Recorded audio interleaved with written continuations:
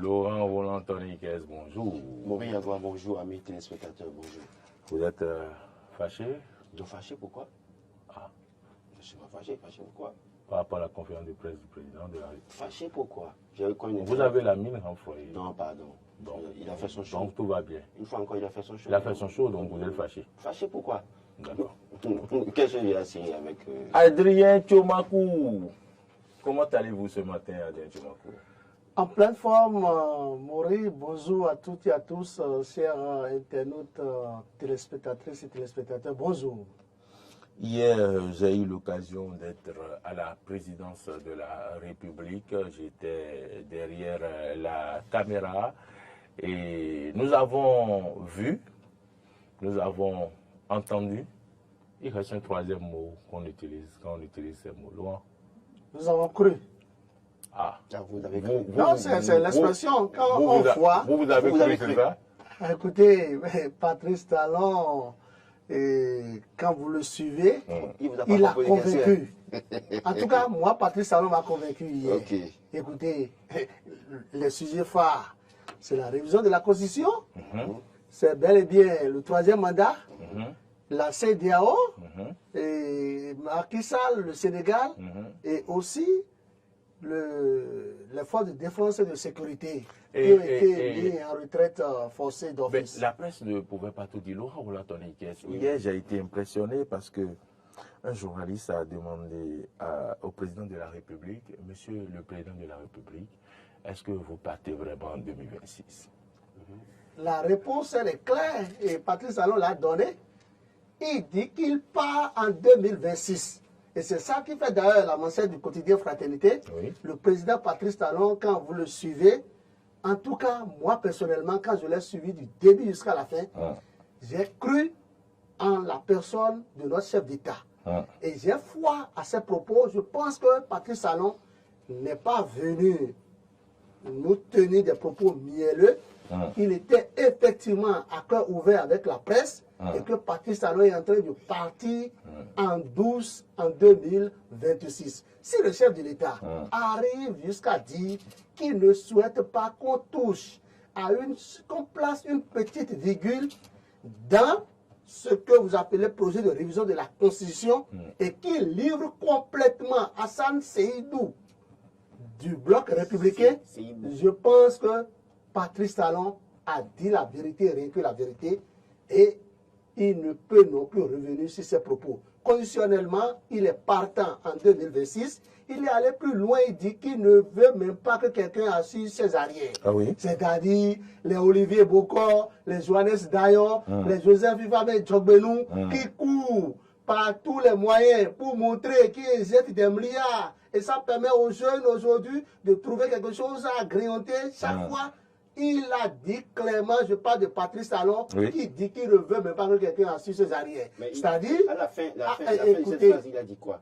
Quelle fin? Pour le moment, il ne se prononce pas, mais en son temps, il parlera. Donc ça veut dire qu'il finira par nous proposer quelqu'un. Ça veut dire que Patrice Talon est un homme comme tout individu, il est chef d'État, il est un citoyen béninois, il doit aller exprimer son suffrage universel au moment opportun, il doit voter pour quelqu'un. Non, il a bien dit. On va le laisser finir. Vous, par exemple, qu'on veuille ou pas, vous avez le droit de vote.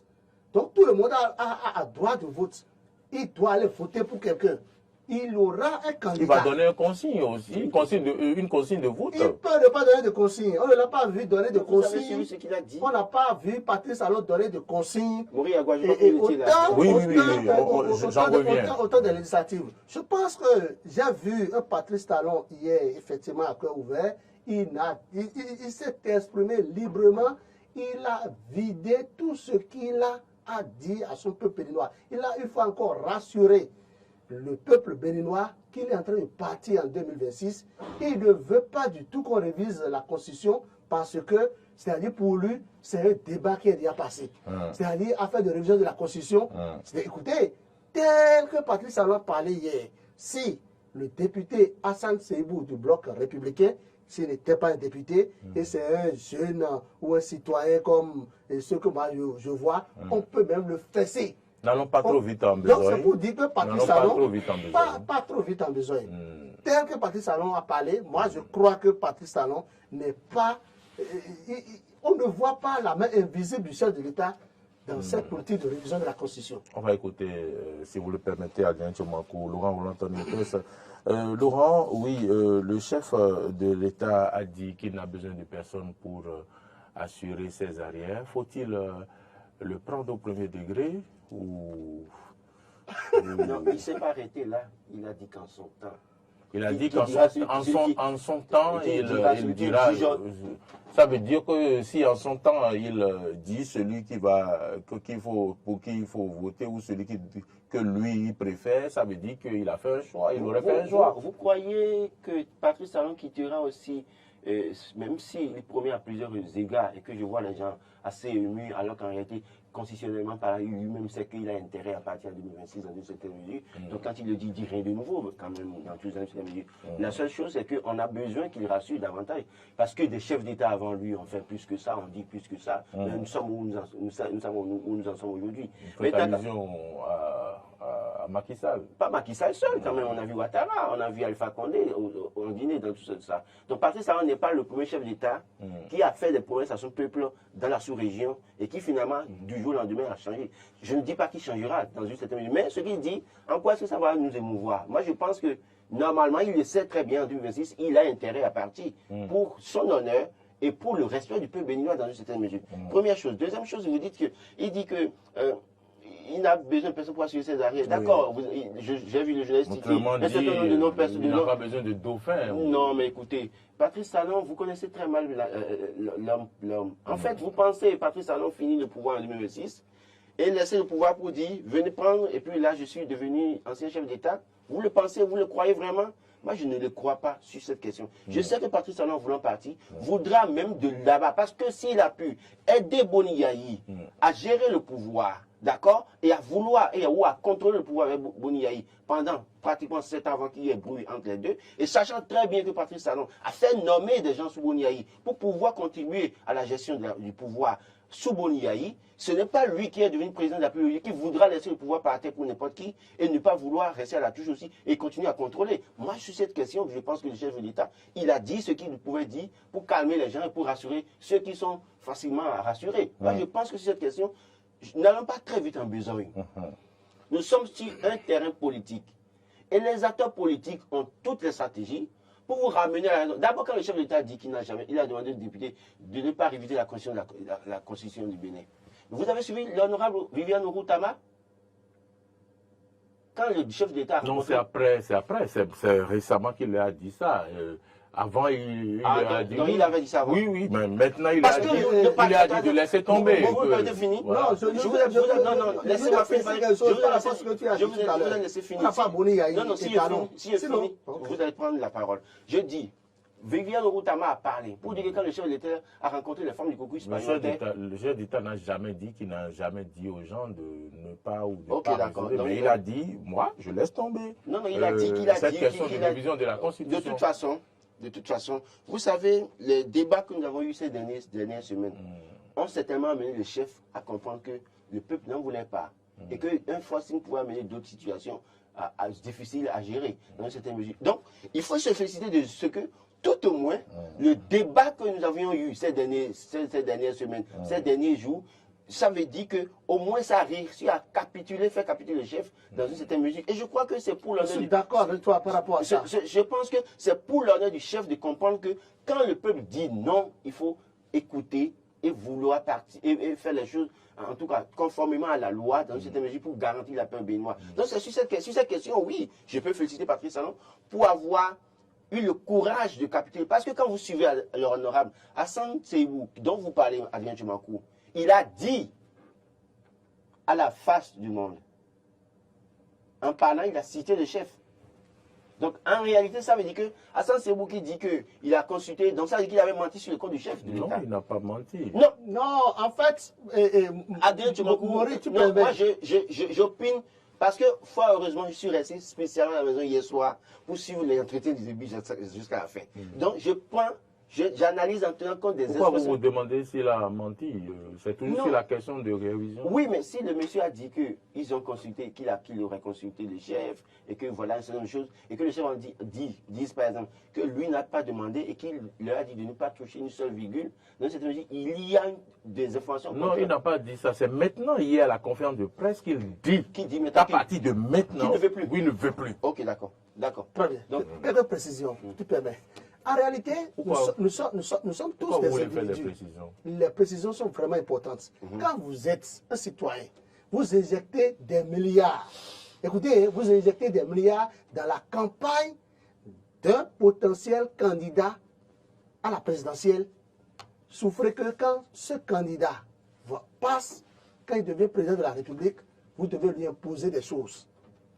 Ça, c'est clair. Nous sommes tous des êtres humains. Patrice Talon Il n'y a pas ça. a soutenu Boni Yahi financièrement en 2006, 2011. 11, oui. Écoutez, souffrez que Patrice Pour ses Talon, intérêts, précisez pour ça. ses intérêts, oui, Merci. parce que c'est l'intérêt qui guide le monde. Merci.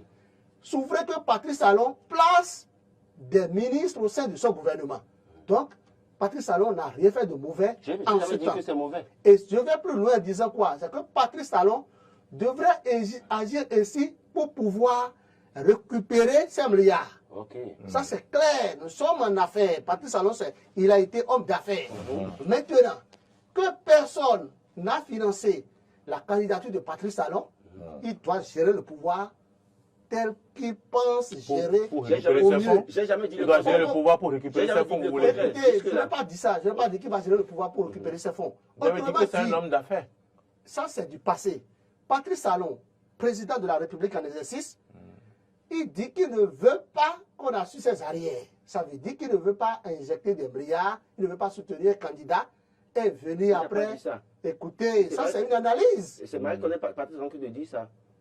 Ok, bon, je vais fermer cette page. Comme tu ne veux pas que Allez-y, j'avance. allez-y, allez-y. Pour parler de Hassan Seydou, c'est Seydou ou Seydou, l'honorable Seydou. Seydou, très bien. Comme si vous suivez Patrice Talon hier, Patrice Talon a reconnu qu'il a pris connaissance Il a pris connaissance. oui. de Il a ce dit. projet de loi. Mm.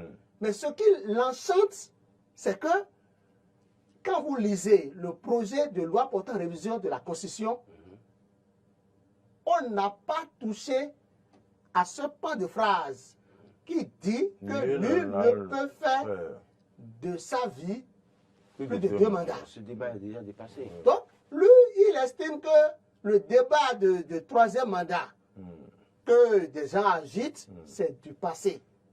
Il pense que nous avons mieux à faire dans le pays que de se focaliser sur Patrice Talon veut faire 3e mandat, Patrice Talon veut faire 3e mandat en voulant réviser la Constitution.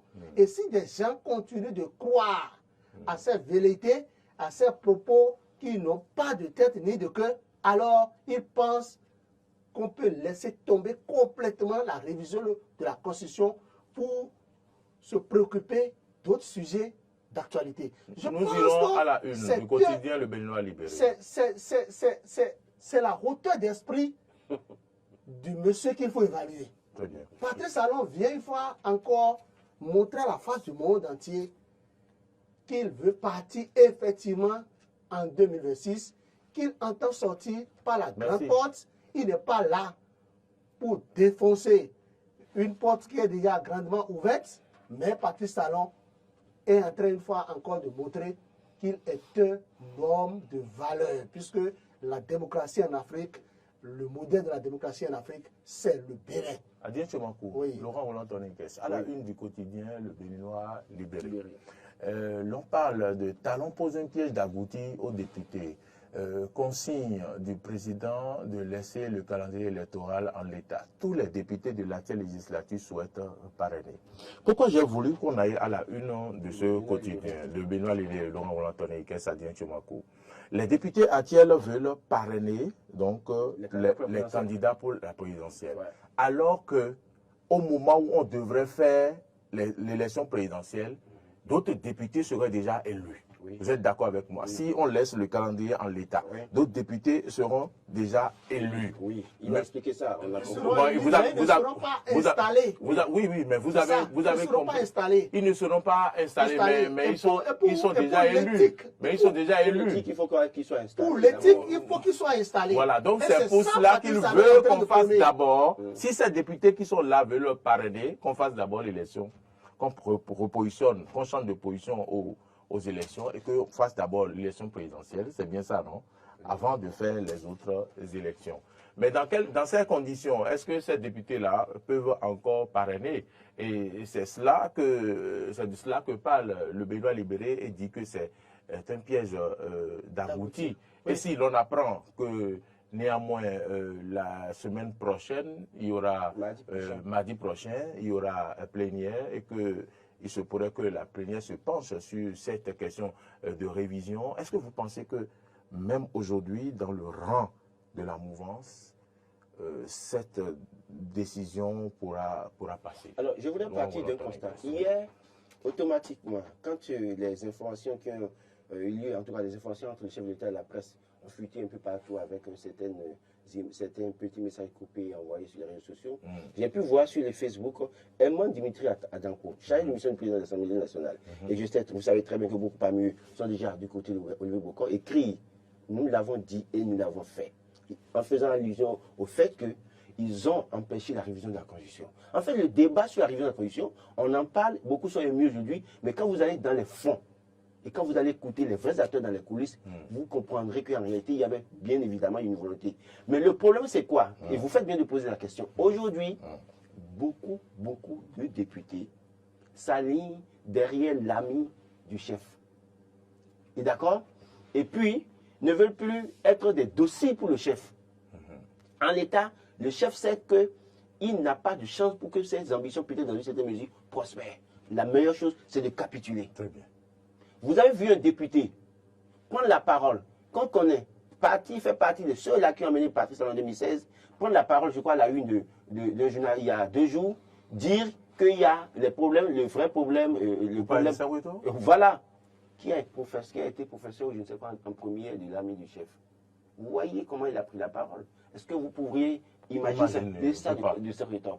Beaucoup parmi eux sont du côté de l'autre. Même si, moi, je suis encore prudent parce que qu'on ne nous fabrique pas une victime et qu'après cette victime, on arrive à prendre le pouvoir rapidement aussi facilement.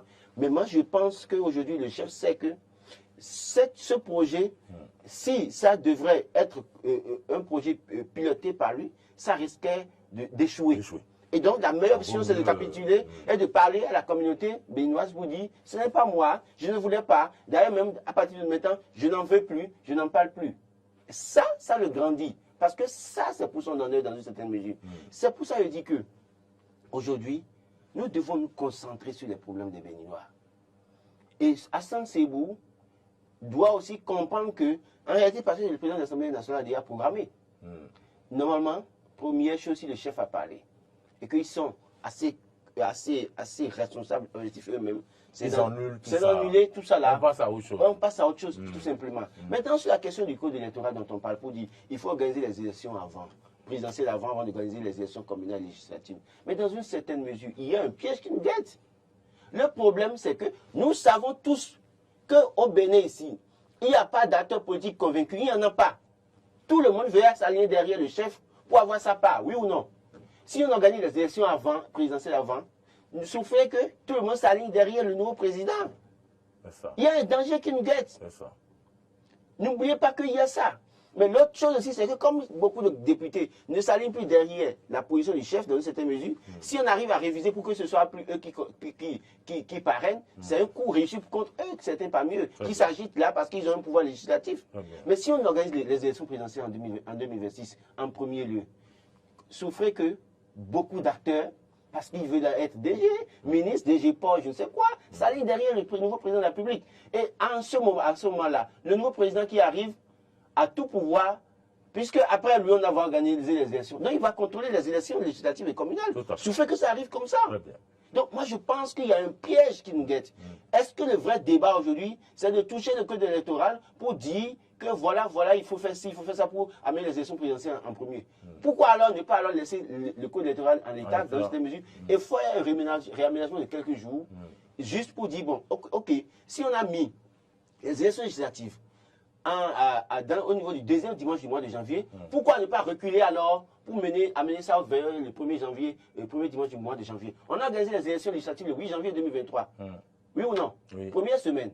Alors donc, il y a possibilité de faire un réaménagement de quelques jours en arrière pour en fait retarder, en tout cas rapprocher un peu les élections législatives et communales un peu plus tôt. Et puis alors, ça, on n'aura plus le problème de jours dont on parle de 8 jours, 5 jours, candidature présidentielle parrainée. C'est un faux débat. Si les gens veulent bien, ils peuvent bien écouter, parce qu'on a fait, les députés élus en 2019, ont-ils fait 4 ans?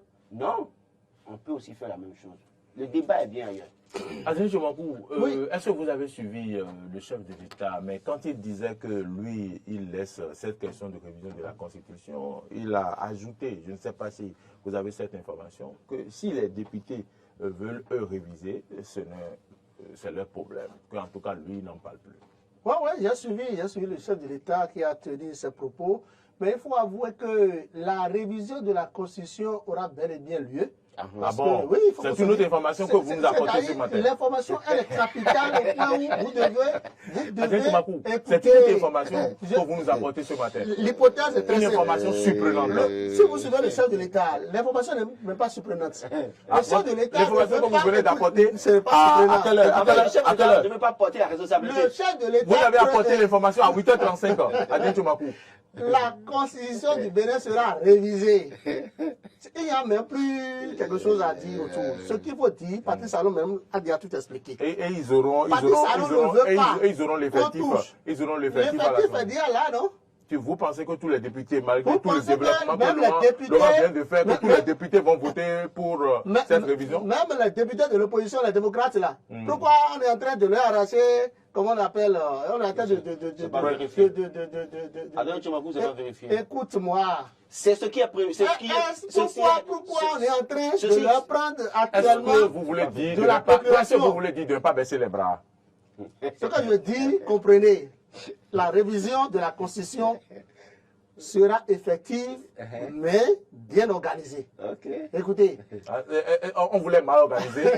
On voulait mal organiser. Et c'est ça, Patrice Talon a tapé du poing sur la table. Il a dit, moi je ne veux pas de troisième mandat. Vous comprenez? Vous êtes député. Parce que Patrice Talon, aujourd'hui... lui, je ne veux pas qu'on touche à une seule virgule, mais si les députés veulent le toucher, ça n'engage que... Mais il n'a pas ce pouvoir d'arrêter les députés de ne pas réviser la Constitution. Donc ce sera bien organisé maintenant. Ce sera bien organisé. On va réviser la Constitution, mais comprenez que on ne va pas toucher à cette phrase qui dit que nul ne peut faire de sa vie plus de 2 mandats. Premier point. Pour pouvoir empêcher Patrice Talon. Dans tous les cas. Dans tous les cas. Et pourquoi je dis que Patrice Talon, même si il est conscient de ce que on ne doit pas réviser la Constitution, il veut de la révision. Il faut que je vous l'explique. Ah bon? Si vous le suivez, Patrice Talon a été un peu plus clair. Il dit qu'il est prêt à ce que son mandat soit écouté. Oui. Vous voyez un peu ce qu'il a dit? Il dit qu'il est prêt qu'on écoute son mandat pour le réaménagement du calendrier électoral. Si c'est nécessaire. Alors, si c'est nécessaire, voici que c'est nécessaire. Parce que le code électoral en état, on ne peut pas réaménager ce calendrier électoral sans pouvoir toucher la Constitution. Donc c'est nécessaire, c'est une obligation, ça s'impose. Donc la révision de la Constitution aura lieu, mais bien organisée. Patrice Talon ne fera pas un troisième mandat. Vous comprenez un peu ce que je dis? Si on vous dit qu'il ne va pas réviser la Constitution, c'est faux. Ça veut dire qu'on ne va pas toucher le code électoral. Voici que la décision de la Cour constitutionnelle est sans recours. Et la décision de la Cour constitutionnelle nous oblige à réaménager le calendrier. Donc c'est clair, quand Victor Topano même parle, il dit qu'on peut ne pas toucher à la Constitution, toiletter la Constitution et faire ce que, comment on appelle, la classe politique de l'opposition dit qu'ils ne veulent pas. Ils ne veulent pas. Écoutez, donc ils n'ont qu'à laisser tomber les constitutions. C'est de peur que la classe politique ne veut pas que certaines classes politiques, en l'occurrence la classe politique de l'opposition, même aussi de la mouvance, parce que quand je prends la Renaissance nationale, qui est dirigée par une brave dame, cette dame qui a eu le courage de dire à Patrice Talon que la révision de la Constitution n'est pas à l'ordre du jour. C'est de ce genre d'actrices politiques que nous avons besoin de notre pays. C'est ça. Ça veut dire quoi? Même au sein de la mouvance, les gens ne sont pas d'accord. Mais ça s'impose à nous. Ça s'impose à nous au regard face à cette décision de la Cour constitutionnelle. Laurent, vous l'entendez que le président de la République a dit que par rapport à la fermeture du groupe de presse La Gazette du Golfe, qu'il n'a pas la main, que c'est à la HAC de décider qu'il ne peut pas forcer la main à la HAC. Alors quand vous l'avez suivi, non? J'ai suivi le chef sur la question, j'ai eu peur pour la presse béninoise. Ah oui, Oui, vous avez eu peur pour la presse béninoise. béninoise? Le chef de l'État, tel qu'il parle, c'est qu'il n'était pas informé. Quand il a allumé sa télé, il ne suit plus Golf TV. Bon, sa première phrase c'était de dire, ah oui, Golf TV ne marche pas vraiment. Écoutez, donc le chef n'était pas informé. De vous à moi. Bon, il s'est rappelé que ça ne marchait pas. Ah, il s'est rappelé que ça ne marchait pas. J'ai mal pour nos confrères et nos consoeurs de Golf TV et je souhaite beaucoup de courage à ces confrères et consoeurs. Et je souhaite beaucoup de courage parce que ce qui est arrivé à Golf TV, personne n'est à l'abri. Personne n'est à l'abri, je l'ai toujours dit. Nous devons faire l'effort de continuer à prier. Parce que, par exemple, quand vous prenez les médias, il y a le fonds qui existait, qui était un appui pour les médias privés, qui n'existe plus depuis que Patrice Talon est là, malheureusement. Et les médias, il n'y a pas de publicité, et donc les promoteurs se battent pour continuer à payer les salaires dans une certaine mesure. Quand je suis un peu ce que le chef a dit sur la situation du Golfe, comme s'il n'était pas informé, et que, bon, pratiquement, il est bien surpris que ça ne marche pas, et que dans une certaine mesure, je me dis qu'est-ce qui nous guette de toute façon la presse béninoise. Alors si le chef parle, je crois que fondamentalement la RAC a bien des choses à faire. S'il y a possibilité de revenir sur cette décision, parce que c'était bien une sanction, comment vous appelez, c'était une sanction en griffe, je dirais, disciplinaire. Aucune sanction disciplinaire ne pourrait prendre autant de temps. Parce que ça fait quand même 4 mois. Il y a possibilité que la RAC revienne peut-être, en arrivant à permettre à Golf TV de commencer par, au groupe de presse la Gazette du Golfe, en tout cas de commencer à continuer à émettre. Et on annonce aussi des comptes gelés. Ce qui guette aussi tous les médias. Parce que ce qui dépasse la limite de la sanction infligée. Voilà, et c'est ce qui est arrivé. Ce qui est arrivé à Golfe. Je crois que Golfe, question la situation qui a mené à conduire au fait qu'on a gelé les comptes du Golfe, c'est que la même situation qu'est Canal 3 Bénin, et la même situation qu'est Eden TV. Parce que tous ont été interpellés sur une question précise par rapport c'est pourquoi les comptes du Golfe ont été gelés. Moi, je ne trahis aucun secret en le disant. C'est vrai que peut-être que vous, en tant que responsable d'identité, vous n'allez peut-être pas vouloir aborder la question. Mais moi, je sais qu'avec cette situation, les médias sont en danger. Parce que ce qui est arrivé à Golfe peut arriver à n'importe qui demain. Ça peut arriver à n'importe quelle radio demain. Ça peut arriver à n'importe quelle télé demain. Qu'est-ce que nous faisons? Quel est le rôle du patronat de la presse et de l'audiovisuel au Bénin? Quel est leur rôle? Quel est le rôle des instances, des fêtières des journalistes au Bénin? Qu'est-ce qu'ils font? Qu'est-ce que ces personnes-là font? Ceux-là que nous avons mis là pour nous représenter. En quoi défendent-ils véritablement nos intérêts, les intérêts de nos médias pour mettre les journalistes à l'abri? Regardez le nombre qui est à Golf TV, Golf FM, Gazette du Golfe, qui seront à la maison. Qu'est-ce qu'ils deviendront? Leurs enfants, leurs familles, dans une certaine mesure.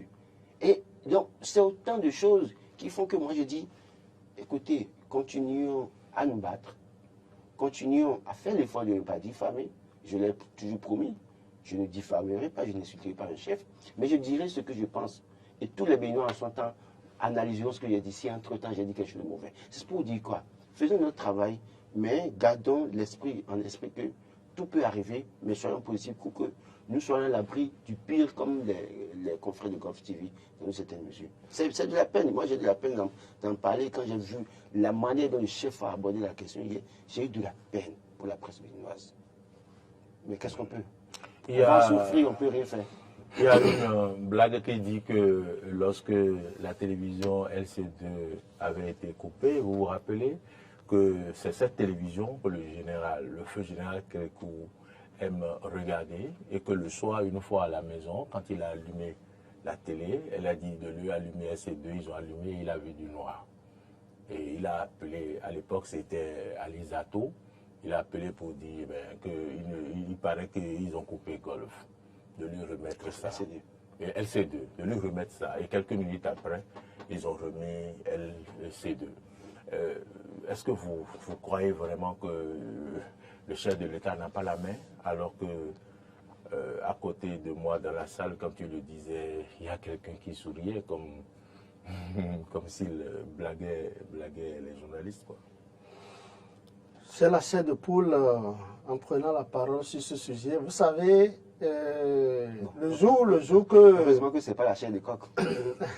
le jour que Golf a été coupé, il faut dire que j'ai coulé les larmes. Ce qu'il faut dire, c'est quoi? Ce sont les professionnels des médias. Les larmes parce qu'ils vous invitent de temps en temps. Écoutez, c'est vrai, ils m'offrent le plateau. En fait, c'est ça qui vous a fait couler les larmes. En partie.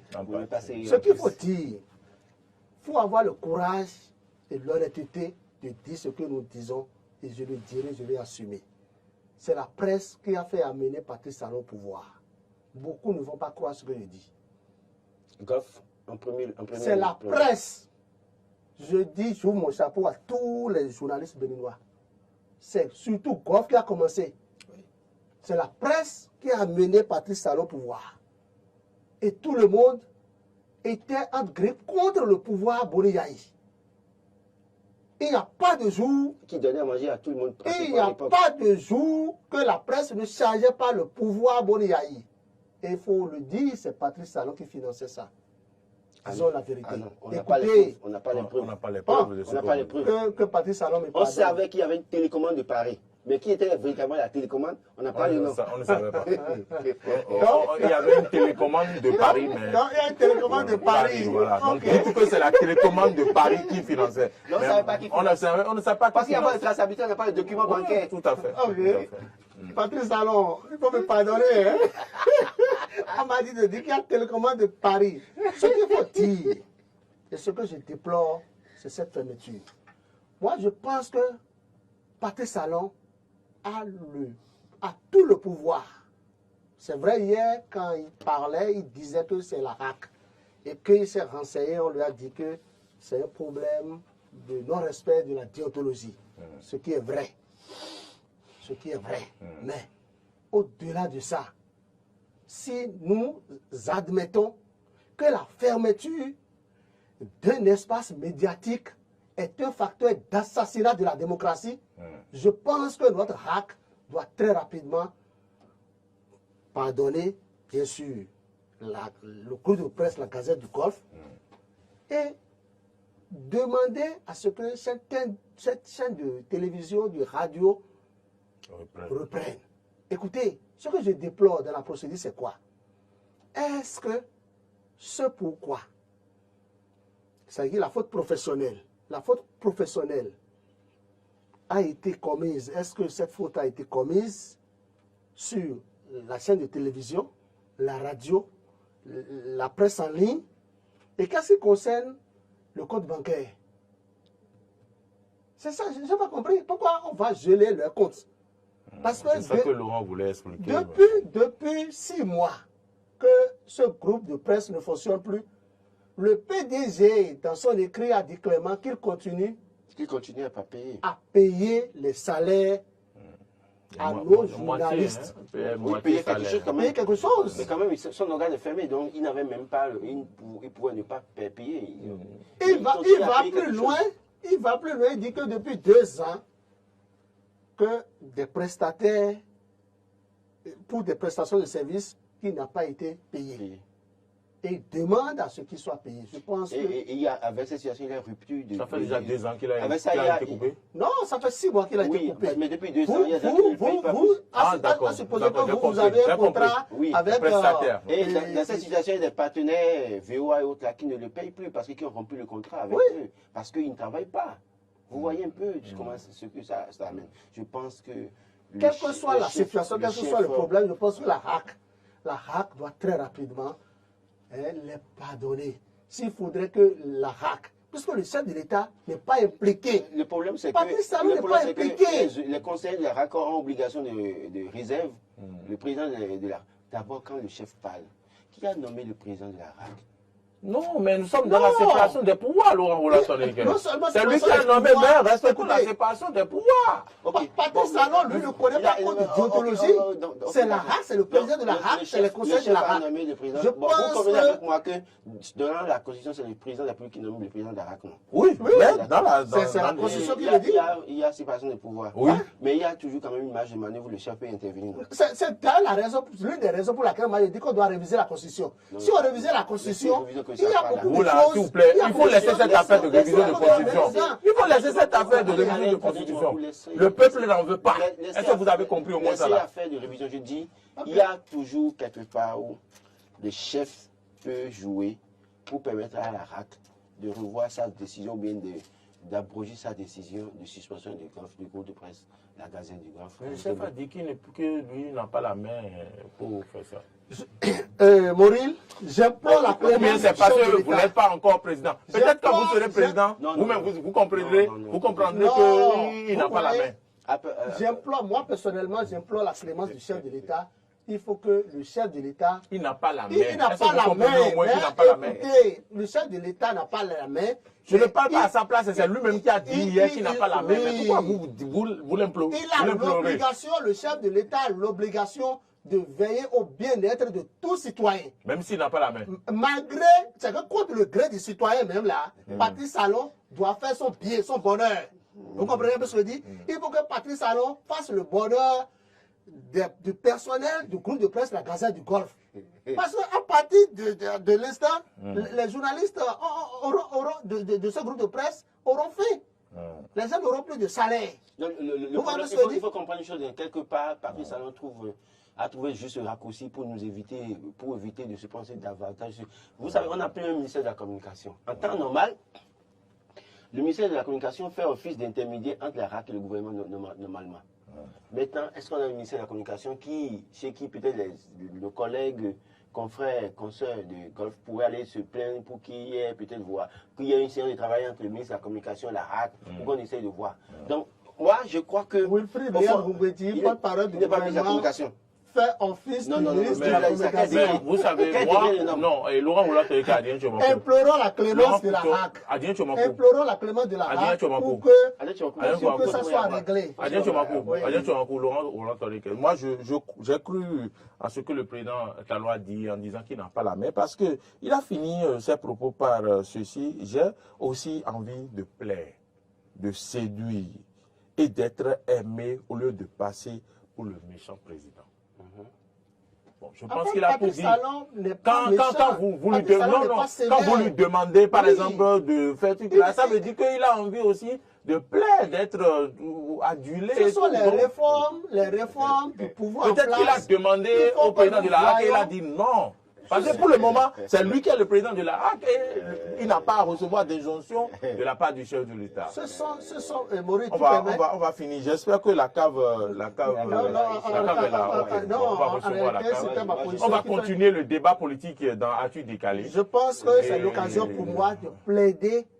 Vous avez plaidé déjà plusieurs fois, non? Toujours plaider. Mais non, ça va. Toujours implorer la clémence du chef de l'État, pour ce matin, la clémence des responsables de la HAC, pour que nos confrères du groupe de presse La Gazette du Golfe reprennent service. Merci. C'est très important. Merci. Pardon, Patrice Talon. Merci. Ok. Laurent Roulaton-Eke. Le chef a dit que le pardon, c'est peut-être une faute. Donc, si vous lui demandez de pardonner... N'allez pas dans ça, là. Pourquoi lui demander pardon? Vous aussi n'allez plus dans la révision de la Constitution. De la HAC. Si on révisait la Constitution, on allait corriger tout ça. Laurent Roulaton-Eke. Le chef de l'État ne doit pas nommer le président.